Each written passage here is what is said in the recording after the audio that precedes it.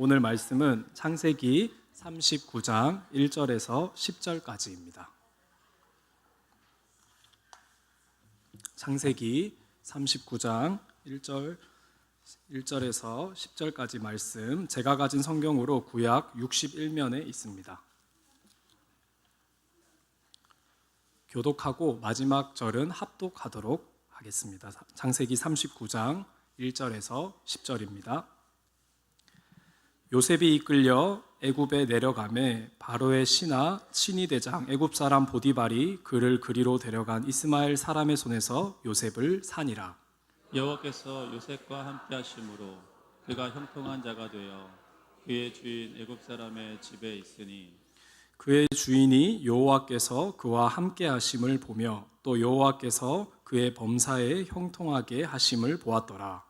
요셉이 그 주인에게 은혜를 입어 섬김에 그가 요셉을 가정 총무로 삼고 자기의 소유를 다 그의 손에 위탁하니 그가 요셉에게 자기의 집과 그의 모든 소유물을 주관하게 한 때부터 여호와께서 요셉을 위하여 그 애굽 사람의 집에 복을 내리심으로 여호와의 복이 그의 집과 밭에 있는 모든 소유에 미친지라.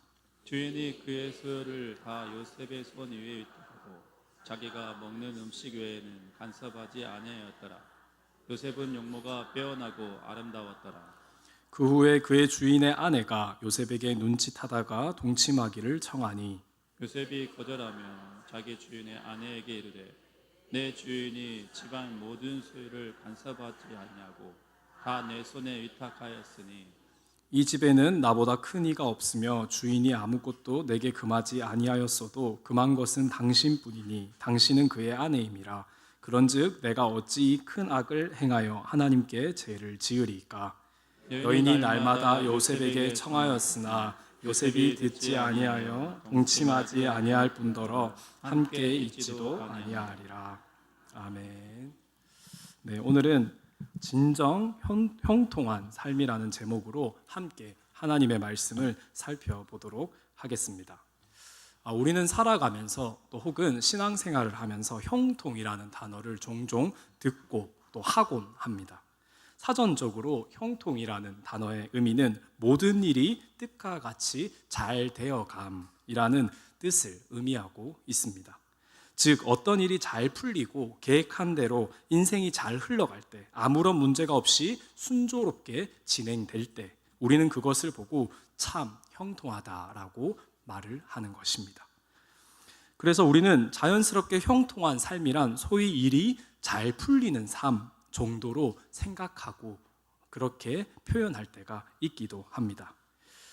지금으로부터 꽤 됐지만 2008년에 영화 버킷리스트라는 영화가 있습니다. 한평생 남들이 너무나도 부러워하는 돈과 모든 소유와 그런 권력을 쌓아온 한 사람이 등장합니다.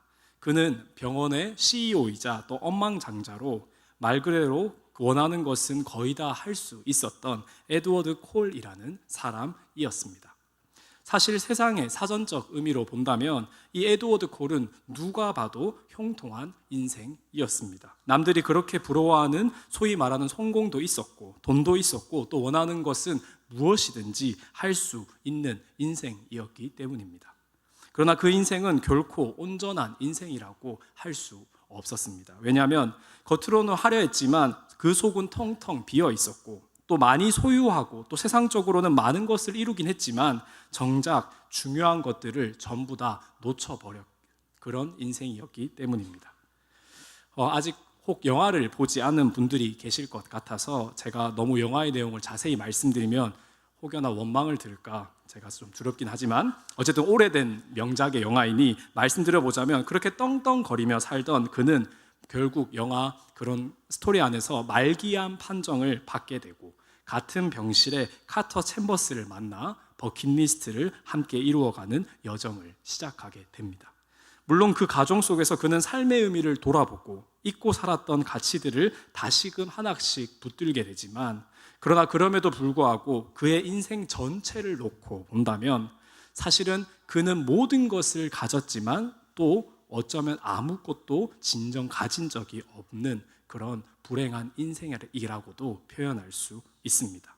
또한 우리는 간혹 뉴스에서 엄청 많은 소유를 가진 재벌들이나 그런 사람들이 극단적인 선택을 하는 그런 모습을 보면서 소유나 그리고 그 어떤 조건이 결코 진정한 형통의 삶을 이어지지 않는다는 것을 우리는 너무나 분명하게 알고 있습니다.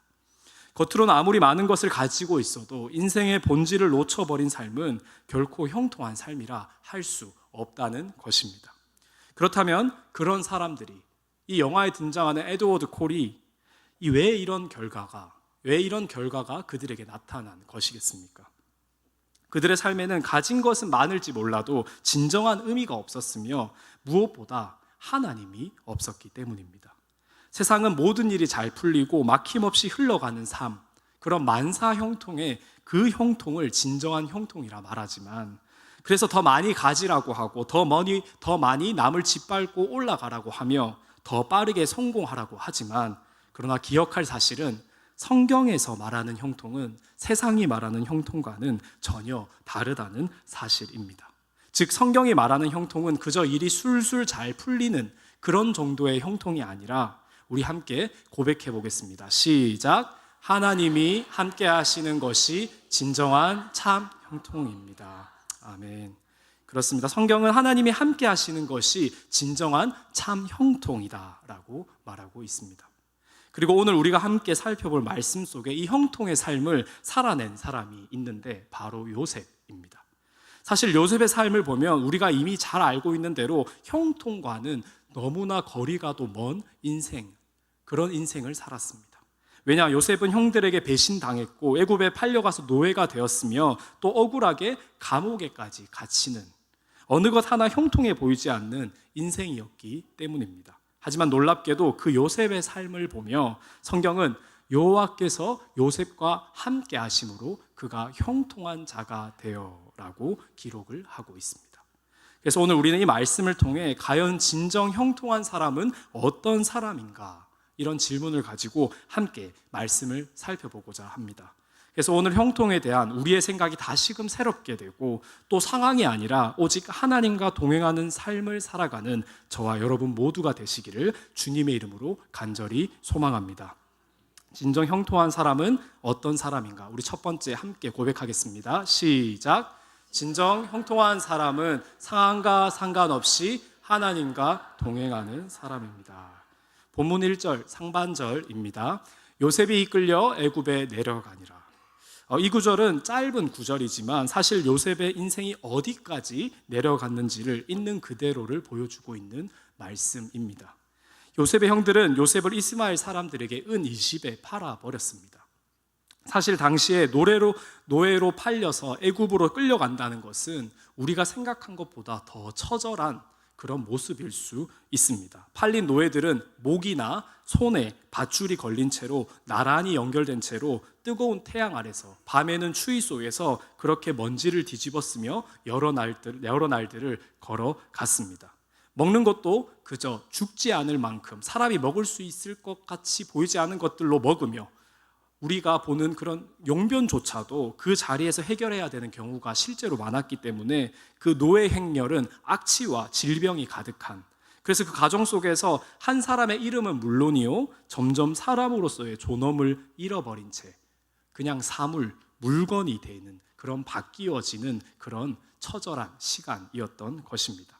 그리고 그렇게 애굽에 도착하면은 사람들 앞에 주르르 세워지고 그리고 몸 상태를 확인 후 값이 매겨져 이름이 아니라 그 주인이 부르는 그 이름대로 누군가의 소유로 팔려 넘어가게 됩니다. 아무런 의지도 선택도 권리도 없이 완전 타인의 손에 맡겨진 존재가 되는 것입니다.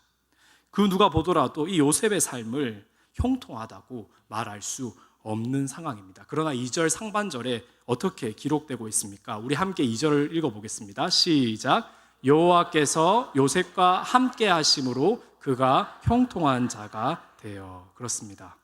지금 이 말씀은 지금 요셉의 상황과 전혀 어울려지는 게 아닌 것처럼 느껴집니다. 하지만 성경은 이러한 상황에도 불구하고 여호와께서 함께 하신다라고 기록되어 있습니다. 특별히 함께 하신다는 표현은 이 창세기 39장 안에서 계속해서 여러 번 반복됩니다. 형들에게 팔릴 때도, 후에 억울한 일을 당해서 감옥에 갇힐 때에도 그 모든 순간에 하나님은 계속해서 그냥 어떨 때만 함께 하시고 어떨 때는 함께 하신 게 아니라 쭉 함께 하셨다는, 함께 계셨다는 사실입니다. 즉 요셉의 삶을 설명하는 기준은 그의 조건이나 어떤 상황이 아니라 하나님이 함께 하심이었던 것입니다.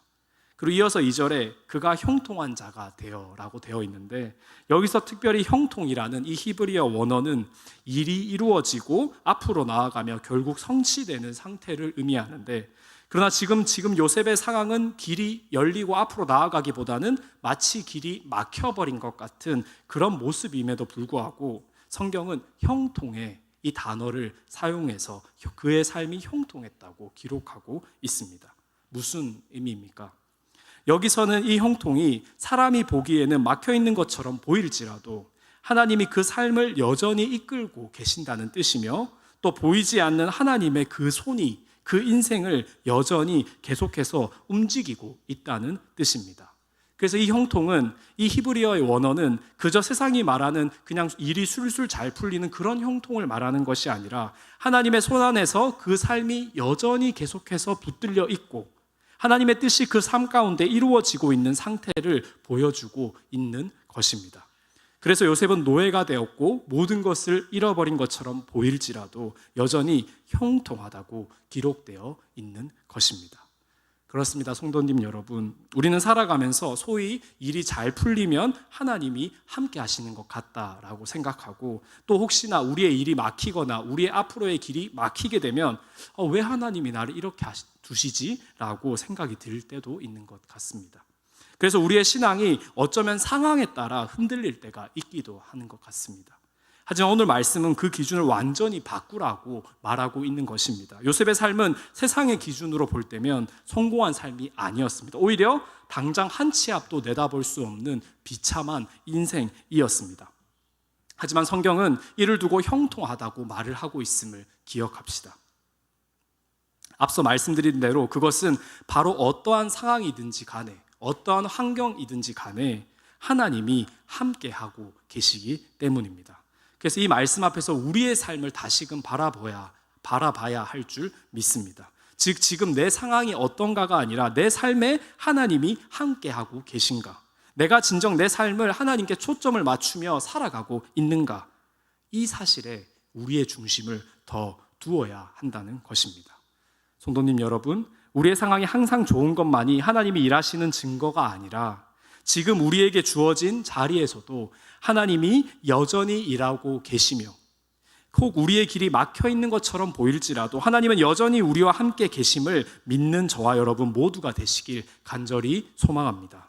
그래서 우리의 신앙이 어떤 상황을 보고 흔들리는, 갈대처럼 흔들리는 신앙이 아니요, 그 어떤 상황 속에서도 하나님을 끝까지, 하나님이 함께 하심을 끝까지 붙드는 신앙, 그 신앙으로 우리 모두가 살아가야 할 줄 믿습니다. 그래서 이 말씀을 우리 마음에 다시금 새기며 상황이 아니라 하나님의 함께 하심을 붙들고 살아가는, 그래서 진정 형통한 삶을 살아가는 저와 여러분 모두가 되시길 주님의 이름으로 간절히 소망합니다. 우리 계속해서 진정 형통한 사람은 어떤 사람인가, 우리 두 번째 함께 고백하겠습니다. 시작. 진정 형통한 사람은 맡겨진 자리에서 신실하게 살아가는 사람입니다. 계속해서 본문 3절입니다. 우리 함께 읽어보겠습니다. 시작. 그의 주인이 여호와께서 그와 함께 하심을 보며 또 여호와께서 그의 범사에 형통하게 하심을 보았더라. 이 말씀을 보면 한 가지 놀라운 장면이 등장하는데, 누가 지금 그 함께 하심을 보고 형통하게 하심을 보았냐면 그의 주인이 보았다고 하고 있습니다. 이 주인은 우리가 이미 알고 있는 대로 보디발입니다. 보디발은 하나님을 믿는 사람이 아니었습니다. 하나님을 알지 못하는 이방인이었습니다. 그런데 말씀에서는 그런 보디발이 요셉의 삶을 보면서 여호와께서 그와 함께 하신다는 것을 보았다고 기록하고 있는 것입니다.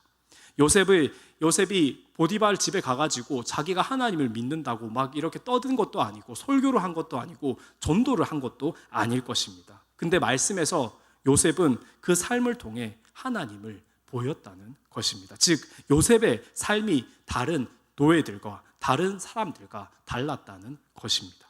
물론 노예의 자리였음에도 그가 맡겨진 일을 감당하는 그 모든 순간순간의 모습 속에서 다른 사람들과 분명히 다른 태도와 다른 삶의 방식이 드러났다는 의미인 것입니다. 그리고 이어지는 4절을 보겠습니다. 요셉이 그의 주인에게 은혜를 입어 섬김에 그가 요셉을 가정 총무로 삼고 자기 소유를 다 그의 손에 위탁하니. 요셉은 그 집에서 자신의 미천한 상황을 한번 바꿔보기 위해 자기가 지금 완전 밑바닥까지 왔으니까 자기가 어떻게 노력해가지고 자기 인생을 한번 바꿔보겠다고 노력한 것이 아니라 그냥 맡겨진 자리에 묵묵히 섬겼습니다. 즉 주어진 일을 피하지 않고 맡겨진 것을 책임 있게 감당하며 그 자리에서 살아갔을 뿐인데 그 모습을 본 보디발이 요셉을 신뢰하기 시작했고 그리고 결국에는 자기의 모든 소유를 맡기게 됩니다. 그렇습니다. 아무도 주목하지 않는 자리에서 자신에게 맡겨진 일을 감당하며 신실하게 살아간 그 삶 가운데 하나님은 그 삶을 통해 하나님의 일을, 그 길을 열어가셨던 것입니다. 그리고 이어지는 5절과 6절을 보면 더 놀라운 결과가 나타나는데 우리가 읽어보진 않겠지만 요셉 한 사람 때문에 그 집 전체가 복을 받게 되고 요셉 한 사람을 통해서 하나님의 복이 그 집에, 그 공동체에 흘러가게 되는 것을 볼 수 있습니다. 그렇습니다. 성도님 여러분, 비록 요셉은 여전히 노예였지만 그런데 그의 삶은 분명히 주변에 선한 영향력을 주고 있었습니다. 왜 그렇습니까? 하나님이 함께 하시는 삶은 반드시 그 삶으로 드러나기 때문입니다. 즉 요셉은 입술로만 자기의 머리로만 하나님을 믿는다 고백하며 살아갔던 것이 아니라 그의 태도와 책임감과 성실함으로 그 모든 삶의 모습이 하나님을 드러내고 있었던 것입니다.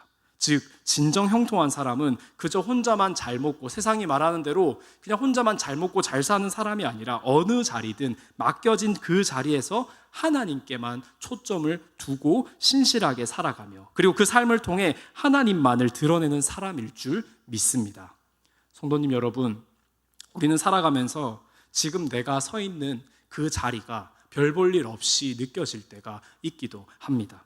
내가 있는 이 자리가 그냥 무슨 의미가 있는지 돌아볼 때가 있기도 합니다. 그래서 지금의 자리를 작게 여기거나 혹은 쳇바퀴처럼 굴러가는 이 자리를 그냥 벗어나고 싶다고 생각이 들 때가 있는 것이 사실입니다. 그러나 오늘 말씀 가운데 요셉이 서 있던 자리를 우리가 주목할 필요가 있습니다.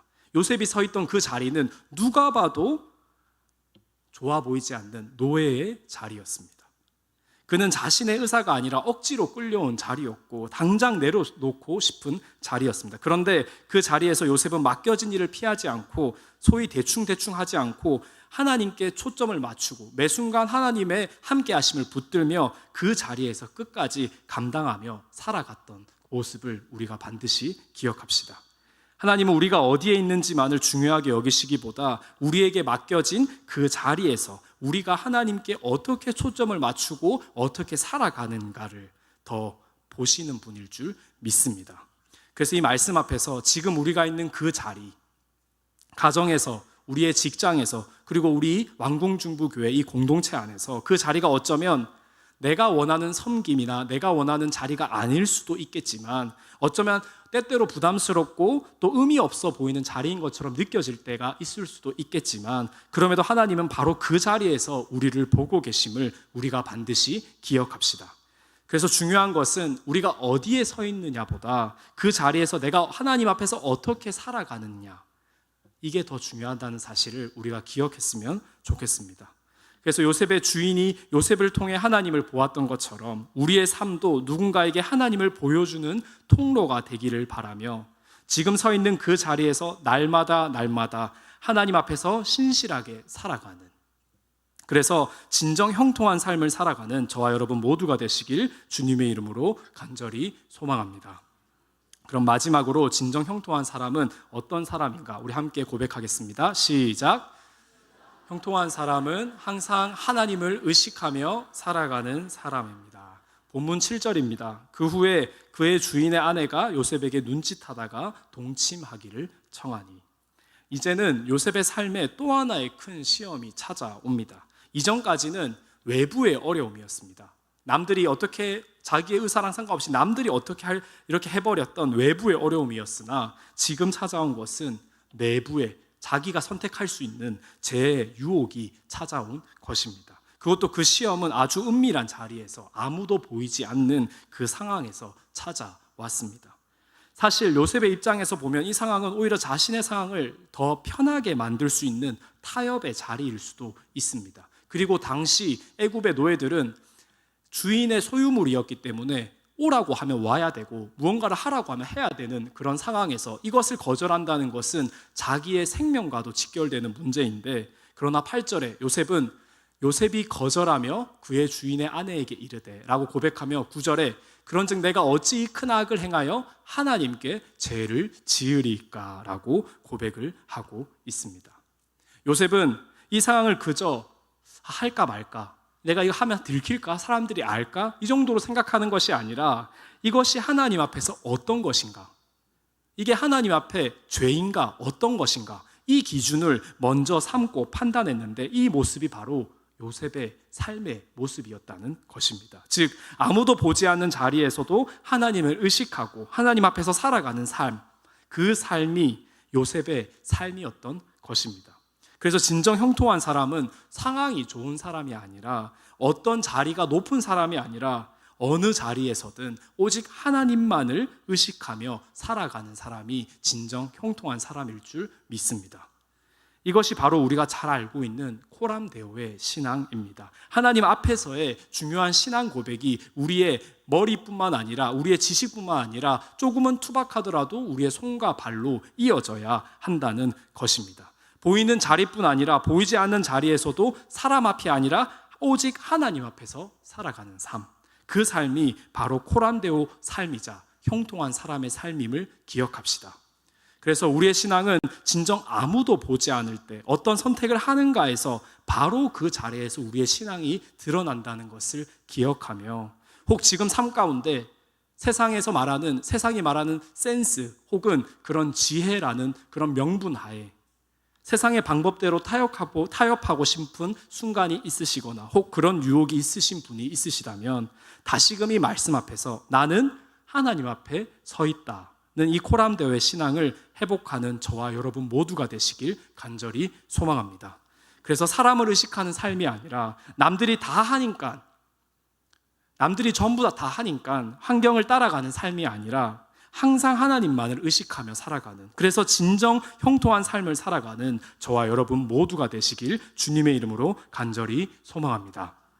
이제 말씀을 맺도록 하겠습니다. 오늘 우리는 창세기 39장 말씀을 통해 진정한 의미의 형통이 어떤 것인지 함께 살펴보았습니다. 세상은 형통을 만사 형통의 형통으로 그냥 일이 술술 잘 풀리는 것을 형통이라 의미합니다. 하지만 성경에서 말하는 형통은 그 형통과는 전혀 다른 의미의 형통이었습니다. 요셉의 삶은 세상이 말하는 형통대로 항상 잘 되는 삶이 아니라 하나님과 함께하는 것이 진정한 형통의 삶임을 우리가 말씀을 통해 살펴보았습니다. 그러나 성도님 여러분, 이 말씀을 나누는 저 또한 그리고 우리 모두는 상황이 어려우면 사실은 너무나 쉽게 흔들리고 또 유혹 앞에서 넘어지고 하나님보다 현실을 더 의식하며 살아갈 때가 많은 것이 사실입니다. 우리는 너무나도 연약한 존재이기 때문입니다. 그러나 기억할 사실은, 그래서 하나님은 요셉보다 더 크신 한 분을 우리에게 보여주셨는데 그분이 우리의 유일한 소망이신 예수 그리스도이심을 우리가 이 시간 기억합시다. 예수님은 그 모든 시험 앞에서 완전히 승리하신 분이며 수많은 유혹 앞에서도 단 한 번도 타협하지 않으셨고, 또한 죄가 없으심에도 우리를 위해서 십자가를 지시며 우리의 모든 실패를 대신 짊어지신 예수님이 우리의 유일한 소망이 되어주심을 우리가 이 시간 기억합시다. 그래서 이제부터 우리가 형통을 말할 때 그것은 하나님이 우리를 끝까지 붙드시는 것임을 믿으시길 원합니다. 즉 형통은 그저 세상이 말하는 대로 일이 술술 잘 풀리는 것이 아니라 그냥 나 혼자만 잘 먹고 잘 사는 그런 삶이 아니라, 진정 형통한 사람은 첫째, 상황과 상관없이 하나님만 함께 동행하는 사람, 둘째로는 맡겨진 그 자리에서 신실하게 살아가는 사람, 마지막 셋째로는 어느 순간에서든지 하나님만을 의식하며 살아가는 사람이 진정한 형통한 사람임을 기억하며 날마다 그리고 매일 그리고 어제보다 오늘도, 그리고 오늘보다 내일 더 하나님과 동행하며 맡겨진 자리에서 신실하게, 그리고 또 하나님만을 의식하며 살아가는 진정 형통한 삶을 살아가는 저와 여러분 모두가 되시길 주님의 이름으로 간절히 소망합니다.